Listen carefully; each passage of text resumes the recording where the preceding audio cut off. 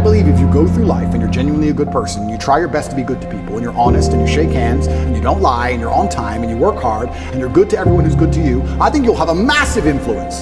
And I also believe, I truly believe that God is extremely giving.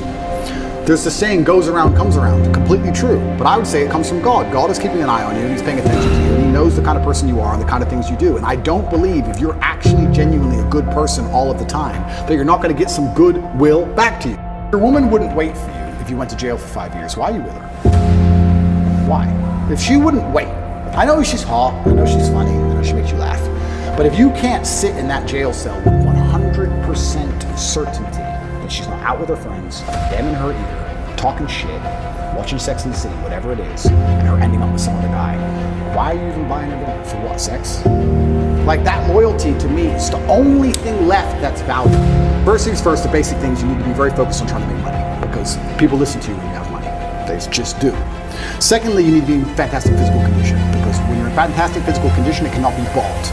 It must be earned. People know that. When you're in, I don't know about you, if someone walked in to sell me something and they were obese, I would not trust them the same as if they were in fantastic physical shape. Because I'd say, I don't think you have dedication and heart. I don't think there's something about you that I just wouldn't trust you the same. So fantastic physical condition and money is the first thing. The second thing, whatever your ideas are, you need to learn how to communicate. Speaking is a superpower in itself. You need to become a fantastic communicator. You need to be comfortable in all realms of communication. You need to be persuasive. You need to be comfortable arguing. You need to be good at debate.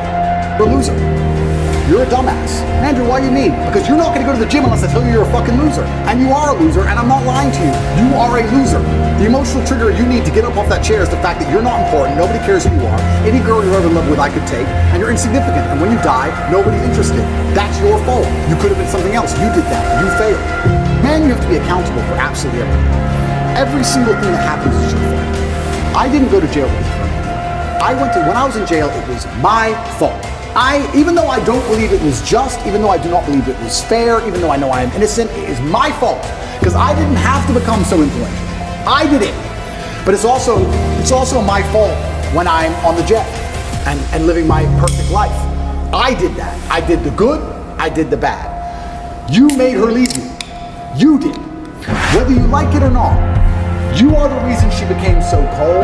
You are the reason she doesn't listen anymore. You are the reason she's so arrogant all of a sudden. 100%. You are. You may not have identified why yet, but if you identify why, then you get into your next relationship healed and understanding what you did wrong and learn from it.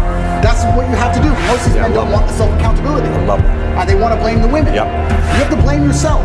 Men message me and say they're heartbroken. I think that is the most fantastic mindset to be in to achieve things. Because there is that degree of revenge, and there is that degree of vengeance, and that can only be achieved through being so successful, so monumentally important that she can't forgive you.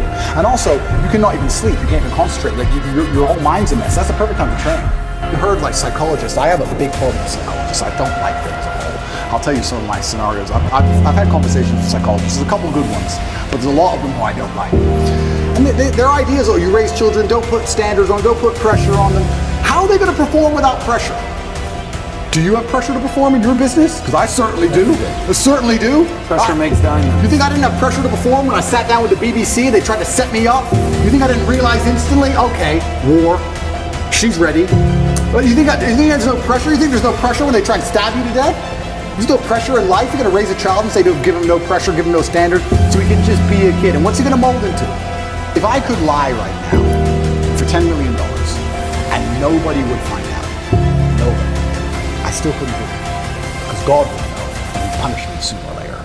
I really, truly believe that I would pay the price of that lie. I truly believe it. I think if you're a man and you're growing up and you're saying, how do I act? What do I do in this scenario?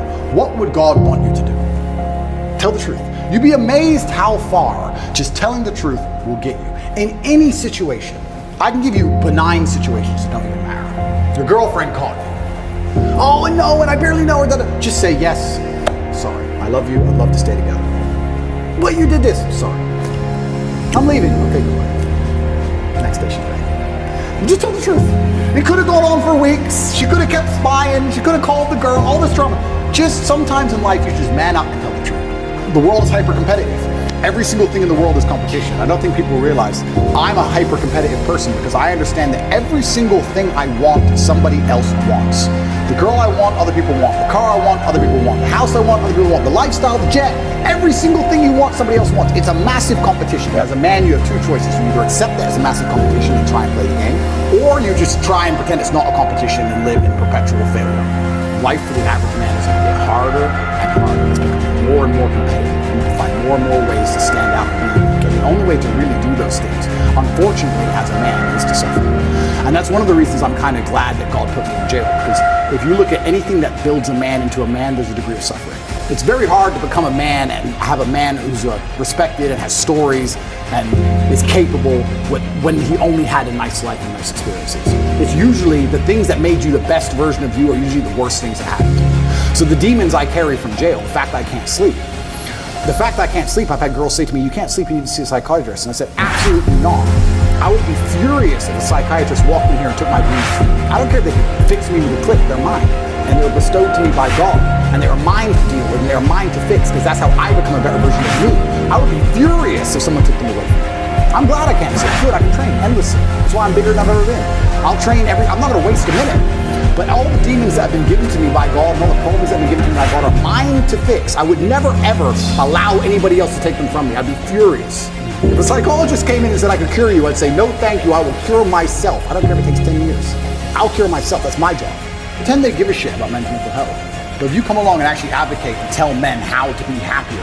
I've been a sad man and a happy man. I am a man. I know exactly how it feels on all ranges of emotion. And I'll be honest with you right now, when a man is sad, yeah, there is an inclination towards aggression. That's how we're born, that's how we're evolved. We're evolved with that inclination towards aggression. We need that to protect and provide. That's who we are. We need that bravery. But having a bunch of depressed, sad men who have no emotional control is dangerous for society. I say this all the time. They try and pretend that I'm somehow dangerous for society by telling men to stand up for themselves and be masculine. Absolutely not, really not. When you tell a man to have no emotional control and be more feminine, that's a school shooter. A school shooter is not a man with masculine accountability. He's a man who's told, act how you feel all the time. Then he gets picked on for long enough. Throw on some drugs on top his psychiatrist gave him. Throw in a lack of a girlfriend, and he's had enough.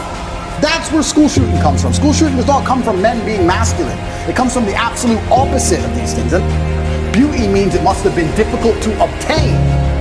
Whether it's a building, it's difficult to make because it's ornate, or a woman who's trained really hard to have a beautiful figure, that is difficult. Difficulty and beauty are linked. You can't have beauty without difficulty. You cannot show me another model and tell me that my Eurocentric beauty standards to say she isn't hot, because that's not why. She isn't hot because she's made no effort. I'll kill myself. I can't. I'm not allowed. It's against the creed of my last name. I didn't have ancestors who suffered how they suffered, who went through what they went through, for me to be born, to kill myself. That's not the end of my story. I refuse. I absolutely refuse. No matter how bad it gets or what bad situation I'm in, I refuse to do it because I have too much respect for my last name. I won't do it. When men go, I struggle with motivation. How can you struggle with motivation in the modern world? Are you asking to just lose?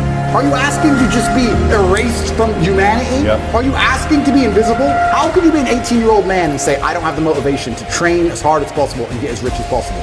You are born to lose if you don't have motivation at 18. In the modern world, as competitive as it is, all those girls, those 18-year-old girls you go to school with, are talking to some 28-year-old man with a yacht somehow.